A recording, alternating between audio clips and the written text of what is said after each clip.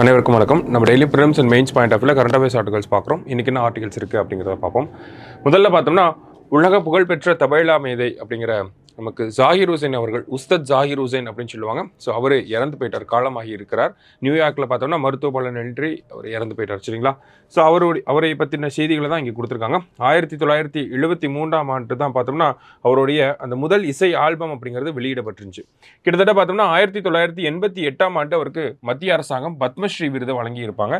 2002ஆம் ஆண்டில் பத்ம பூஷன் விருது வழங்கப்பட்டிருக்கும். 2023ஆம் ஆண்டு சமீபத்தில் பார்த்தோம்னா பத்ம விபூஷன் விருது அவருக்கு வழங்கப்பட்டிருக்கு. சரிங்களா?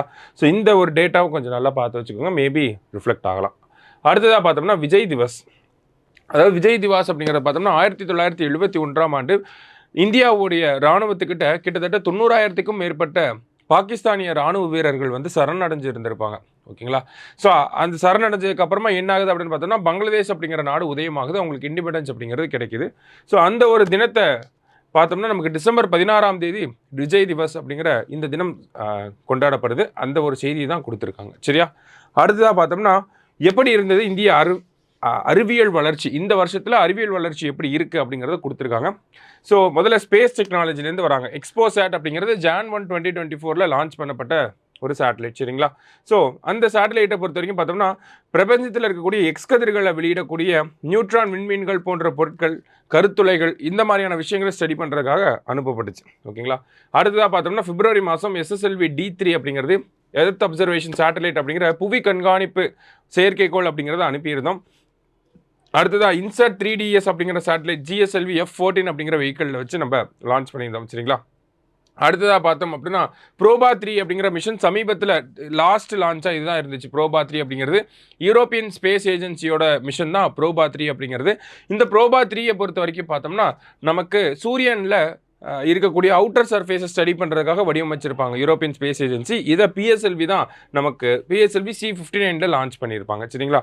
அடுத்ததாக பார்த்தோம் அப்படின்னா ஸ்பேடெக்ஸ் அப்படிங்கிற மிஷன், அதாவது ஸ்பேஸ் டாக்கிங் எக்ஸ்பெரிமெண்ட். அதாவது படத்துல எல்லாம் நீங்கள் பார்த்துருப்பீங்க, 2 விண்கலன்கள் வந்து அப்படியே ஒன்னோட ஒன்று சேருவது அந்த விண்வெளியில். ஓகேங்களா? அதுதான் டாக்கிங் அப்படின்னு சொல்லுவாங்க.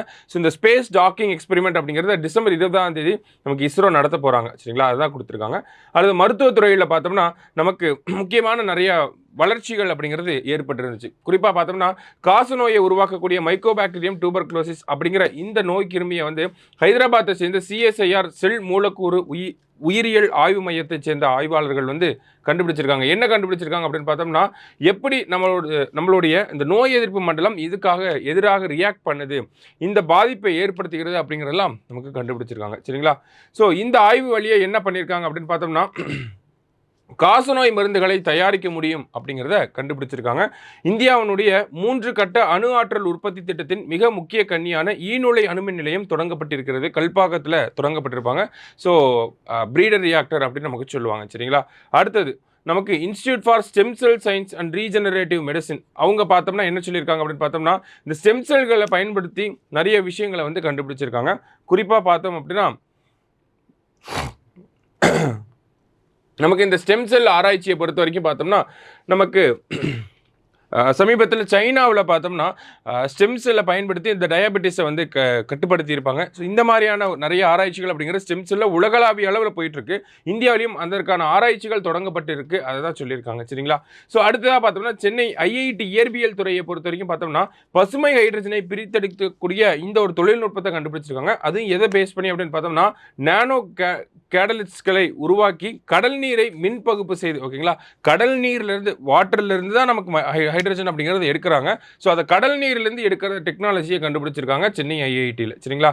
அடுத்தது ஐக்ரிசாட் அப்படிங்கிற இவங்க என்ன கண்டுபிடிச்சிருக்காங்க அப்படின்னு பார்த்தோம்னா பெண்களுக்கு பணம், குடும்ப வருவாய் போன்ற முடிவுகளில் முடிவெடுக்கும் கூடிய அதிகாரம் அதிகரிக்க போது என்ன ஆகுது அப்படின்னு பார்த்தோம்னா குடும்பத்தினுடைய ஊட்டச்சத்து நிலை வந்து உயர்வதாக நமக்கு சொல்லியிருக்கிறாங்க. சரிங்களா? ஸோ ஒரு விமன் வந்து டெசிஷன் மேக்கிங்கில் இன்வால்வ் ஆகிறாங்க அப்படின்னா அந்த குடும்பத்தோடைய நியூட்ரிஷன் அப்படிங்கிறது அதிகமாகிறதாக நமக்கு சொல்லியிருக்காங்க.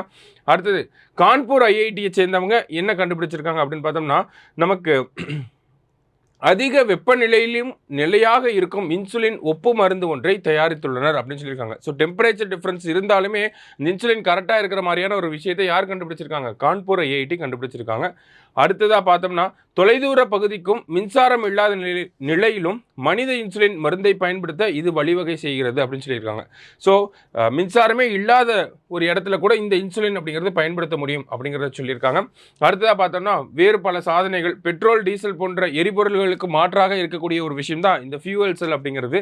ஸோ இந்த தொழில்நுட்பத்தில் மிகப்பெரிய சிக்கல் அப்படிங்கிறது நமக்கு இருக்குது. ஓகேங்களா? ஸோ அதில் என்ன பண்ணியிருக்காங்க அப்படின்னு பார்த்தோம்னா பூனேவில் இருக்கக்கூடிய இந்த IISER அப்படிங்கிற இந்த அமைப்பு ஆராய்ச்சியாளர்கள் என்ன பண்ணியிருக்காங்க அப்படின்னு பார்த்தோம்னா கோபால்ட் அடிப்படையிலான மூலக்கூறு வினையூக்கிகளை வடிவமைக்க முடியும் அப்படிங்கிறத சொல்லியிருக்காங்க. ஸோ கோபால்ட் அடிப்படையில் ஒரு ரியாக்ஷனை டெவலப் பண்ணியிருக்காங்க. சரிங்களா? ஸோ இந்த எனர்ஜி செக்யூரிட்டி அப்படிங்கிற இந்த ஒரு விஷயத்துக்காக. அடுத்ததாக பார்த்தோம்னா சென்னை IITயில் இருக்கக்கூடிய பேராசிரியர்கள் என்ன பண்ணியிருக்காங்க அப்படின்னா மைக்ரோ ஒளிகளால் மைக்ரோமீட்டர் அளவிலான கனிம துகள்களை உடைத்து நானோ பொருட்களை உருவாக்க முடியும் அப்படிங்கிறத சொல்லியிருக்காங்க. நானோ பார்ட்டிகல்ஸோட ப்ரொடக்ஷனில் புதுமையான ஒரு விஷயத்தை பண்ணியிருக்காங்க. என்ன அப்படின்னு பார்த்தோம்னா மைக்ரோ ஒளிகளால் மைக்ரோமீட்டர் அளவிலான கனிம துகள்களை உடைத்து நானோ பொருட்களை உருவாக்க முடியும் அப்படிங்கிறத நமக்கு சொல்லியிருக்காங்க. ஓகேங்களா? ஸோ அடுத்ததாக பார்த்தோம்னா நமக்கு புதுசாக இன்னொரு விஷயம் என்ன பண்ணியிருக்காங்க அப்படின்னு பார்த்தோம்னா நமக்கு நோயாளிகளுடைய படுக்கை அறை பக்கத்திலேயே அவங்களுடைய இந்த சோதனைகள் எல்லாம் நமக்கு பெறக்கூடிய அளவில் லித்தோகிராஃபி எனப்படும் முறையை பயன்படுத்தி புதிய தொழில்நுட்பம் ஒன்றை கண்டுபிடிச்சிருக்கிறாங்க. யார் அப்படின்னு பார்த்தோம்னா IISER அப்படிங்கிற இந்த அமைப்பு தான். சரிங்களா? அடுத்ததாக பார்த்தோம்னா ஹைதராபாத் பேராசிரியர்கள் என்ன பண்ணியிருக்காங்க? ஹைதராபாத் IITயை சேர்ந்த பேராசிரியர்கள் என்ன பண்ணியிருக்காங்க அப்படின்னு பார்த்தோம்னா தேனீக்கூட்டிலிருந்து ஒளியாற்றலை சிதறடிக்கும் திறன் கொண்ட புதிய பொருட்களை உருவாக்கியிருக்காங்க. ஓகேங்களா? ஸோ சவுண்ட் டிஸ்பர்சன் அப்படிங்கிற அந்த ஒரு விஷயத்தை தேனியோட அந்த தேன்கூட்டில இருந்து எடுத்திருக்காங்க. ஓகேங்களா? ஸோ காகித தேன்கூடு பாலிமர் தேன்கூடு மூலம் புனையப்பட்ட இத்தகைய தாள்கள் இரைச்சல் கட்டுப்பாட்டுக்கு வழிவகுக்கும் என்கிறார்கள். ஸோ அந்த தேன்கூட பேஸ் பண்ணி நமக்கு ஒரு டிசைனை ப்ரொடியூஸ் பண்ணி அதை சவுண்ட் டிஸ்பர்சனுக்கு பயன்படுத்த முடியும் அப்படிங்கிறத காட்டியிருக்காங்க. அடுத்தது அட்ரி அப்படிங்கிற அந்த அறக்கட்டையில் இருக்கக்கூடிய ஆராய்ச்சியாளர்கள் என்ன பண்ணியிருக்காங்க அப்படின்னு பார்த்தோன்னா பூர்வீக பொருட்களை நடுவதன் மூலம் சுற்றுச்சூழலை மறுசீரமைத்து 3 ஆண்டுகளில் மண்ணின் கரிம கார்பனை 50% வரை அதிகரிக்க முடியும் அப்படிங்கிறத சொல்லியிருக்காங்க. அப்போ நமக்கு ட்ரெடிஷ்னல் கிராஸை பயன்படுத்துகிற மூலயமா நமக்கு என்ன ஆகுது? இந்த கார்பனுடைய அளவு இன்க்ரீஸ் பண்ண முடியும், கரிம கார்பனுடைய அளவு இன்க்ரீஸ் பண்ண முடியும், அது மண்ணில் இன்க்ரீஸ் பண்ண முடியும். ஸோ சாயில் நியூட்ரியன்ஸை பற்றி பேசியிருக்காங்க. சரியா? ஸோ அடுத்ததாக பார்த்தோம் அப்படின்னா நமக்கு ப்ராஜெக்ட் பிரகாஷ் அப்படிங்கிற ஒரு விஷயம். ஓகேங்களா? ஸோ இந்த விஷயத்தில் என்ன பண்ணியிருக்காங்க அப்படின்னு பார்த்தோன்னா வளிமண்டல கார்பன் மாசை அகற்றி புவி வெப்பமடைதலை கட்டுப்படுத்த முடியும் அப்படிங்கிறத சொல்லியிருக்காங்க. ஓகேங்களா? ஸோ வளிமண்டலத்தில் இருக்கக்கூடிய இந்த கார்பனை நம்ம அகற்றி என்ன பண்ண முடியும்? இந்த ப்ராஜெக்ட் பிரகாஷில் இதை தான் சொல்லியிருக்காங்க, வெப்பமடைதலை கட்டுப்படுத்த முடியும் அப்படிங்கிறத சொல்லியிருக்காங்க. ஸோ இதனால் என்ன பண்ண முடியும் அப்படின்னு பார்த்தோம்னா நமக்கு அட்மாஸ்பியரில் இருக்கக்கூடிய கார்பன் டை ஆக்சைடை நம்ம ரிமூவ் பண்ண முடியும். சரிங்களா? அடுத்து இந்த ப்ராஜெக்ட் பிரகாஷில் என்ன சொல்லியிருக்காங்க அப்படின்னு பார்த்தோம்னா நமக்கு குழந்தைகளுக்கு பிறந்த உடனே பார்த்தோம்னா நமக்கு கருப்பு வெள்ளை அப்படிங்கிற மாதிரியான விஷயங்களாக தான் ஒளிகள் அப்படிங்கிறது தெரியும். வளர வளர தான் டிஃப்ரெண்ட் கலர்ஸ் அப்படிங்கிறது தெரிய ஆரம்பிக்கும் அப்படிங்கிறத சொல்லியிருக்காங்க. அடுத்ததாக பார்த்தோம்னா நமக்கு காயங்களுக்கு புதுமையான சுய இயங்கும் காயக்கட்டு அப்படிங்கிறத உருவாக்கியிருக்காங்க. யார் அப்படின்னு பார்த்தோம்னா மொஹாலியில் இருக்கக்கூடிய INST அப்படிங்கிற அமைப்பு. சரிங்களா? ஸோ இது இந்த சர்க்கரை நோயாளிகளுக்கு ரொம்ப வரப்பிரசாதமாக இருக்கும் அப்படிங்கிறத சொல்லியிருக்காங்க. கடைசியாக பார்த்தோம்னா மூளை செல்களான நியூரான்களில் தொடர்புக்கு மிக அவசியமான சினாப்டிக் வெசிக்கல் புரதங்கள் தாம் உருவாகும் இடத்திலிருந்து சென்று சேர வேண்டிய இடத்தை எப்படி அடைகின்றன என்பது மர்மமாக இருந்து வந்தது அப்படிங்கிறத கொடுத்துருக்காங்க. ஓகேங்களா? ஸோ அந்த சினாப்டிக் வெசிக்கல் நியூரான்ஸில் காணப்படக்கூடிய சினாப்டிக் வெசிக்கல் எப்படி அது உருவாகி அதனுடைய இடத்துக்கு போகுது அப்படிங்கிறது தெரியாமல் இருந்துச்சு. மும்பையில் இருக்கக்கூடிய ஆராய்ச்சியாளர்கள் என்ன பண்ணியிருக்காங்க அப்படின்னு பார்த்தோம்னா எலகன்ஸ் அப்படிங்கிற ஒரு புழுவை எடுத்துக்கிட்டு அந்த புழுவனுடைய வளர்ச்சியின் மூலயமா நியூரான்கள் எப்படி செயல்படுது அப்படிங்கிறத கண்டுபிடிச்சு இந்த போக்குவரத்து அப்படிங்கிறத எப்படி இந்த சினாப்டிக் வெசிக்கல் அதனுடைய இடத்துக்கு போகுது அப்படிங்கிறதையும் கண்டுபிடிச்சிருக்காங்க. சரிங்களா? ஸோ ஃபுல் அண்ட் ஃபுல் பார்த்தோம்னா பியூர்லி சயின்ஸ் அண்ட் டெக் ரிலேட்டடான டாபிக். கண்டிப்பாக prelims and mains point of வியூவில் யூஸ் ஆகும். ஸோ எடுத்து நல்லா படிச்சு பாருங்கள், உங்களுக்கே கண்டிப்பாக புரியும். சரிங்களா? நாளைக்கு DNA அட்மிட் பண்ணலாம். தேங்க்யூ.